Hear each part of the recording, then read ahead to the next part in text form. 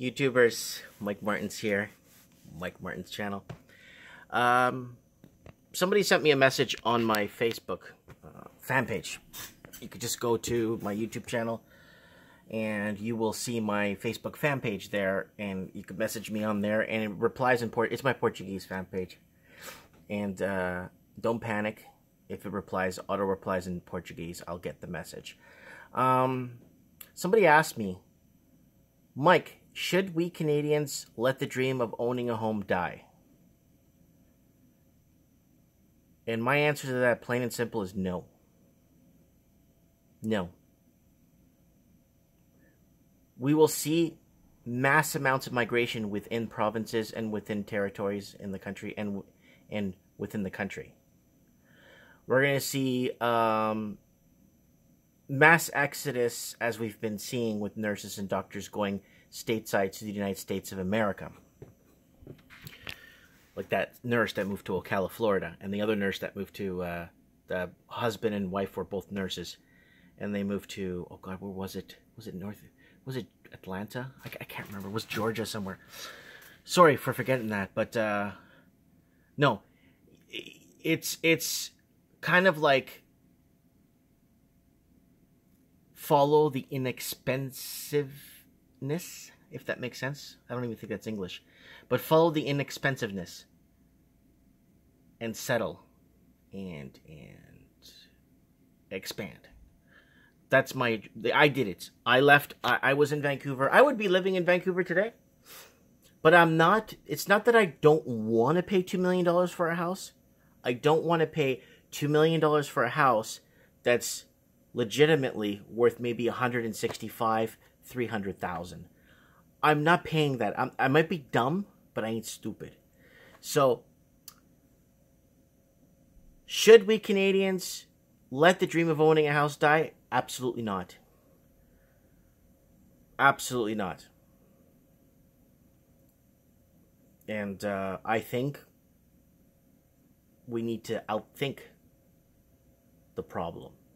My solution to the problem was move to a cheaper or more affordable place. And I've been having a blast since I moved here to Merritt. I love it. Everything's so close. I drive 2-3 kilometers a day to work. My car insurance got slashed pretty much like 40% because I'm driving less than 15 kilometers a day for work.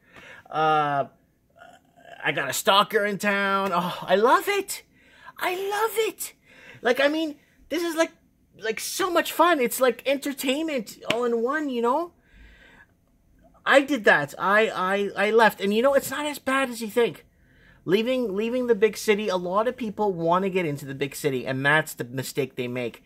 Is think of it like this. Remember back in the day when people would buy a starter home for their family, like a 2-3 bedroom bungalow, and then work their way up and then buy a bigger home? Well, do it like this. You buy your home, but in a cheaper area or way out of the city, and kind of restart your life. Sometimes it's good for you. It's good for the soul to restart a life. Restart everything. Oh, what are you going to do for work when you get out there? I'm going to work in a lumber mill. Really? You're leaving an office? Yeah, but what's the point? You know, what am I doing? What am I doing here? What's the point? You know, wasting my life away to just say I live in a city? So it's the cities that are being affected. Man, go to Winnipeg. Go to Nova Scotia. You know, Nova Scotia is still very inexpensive. Quebec, you can still buy a decent house for under $200,000 in Quebec. And you could finance that for very cheap. You know, you put I think Quebec is still 5 or 10% down. You know, there's lots of places. There's lots of opportunities, but you just got to start thinking real outside the box. Things just got more complicated when it comes to purchasing a home. If you're living in Sydney and you got that problem, man, if you're a doctor, you know, don't put up with it. Move. Take your practice somewhere else. You're a lawyer, take your practice somewhere else. Who cares? You make less, but you pay less. You keep forgetting. It's not how much you make, it's how much you spend that makes the difference. Anyways, guys, do not give up on your dreams on owning a home. I know it's part of the American/Canadian dream. Freedom and individuality, a home, your own car, your own palace, a place you could renovate because it's yours. I love doing stuff to my house because I know it's mine, you know. I could paint it the way I want. I could do whatever I want. Look at the pros and cons. My solution to expensive cities is to just move to smaller towns and bring your skills. You're a plumber, go do plumbing somewhere else. Your wife's a teacher, go teach somewhere else. Your wife's, you know what I'm saying? You don't need to deal with this. You work in a bank, get transferred to a bank somewhere else. You know, I like it here. I think I made a great choice coming out here. I will buy a house. I don't mind buying a house for $2 million, but I'm not buying a house that looks like it's worth at least $170,000 in Georgia. I'm sorry. I'm sorry.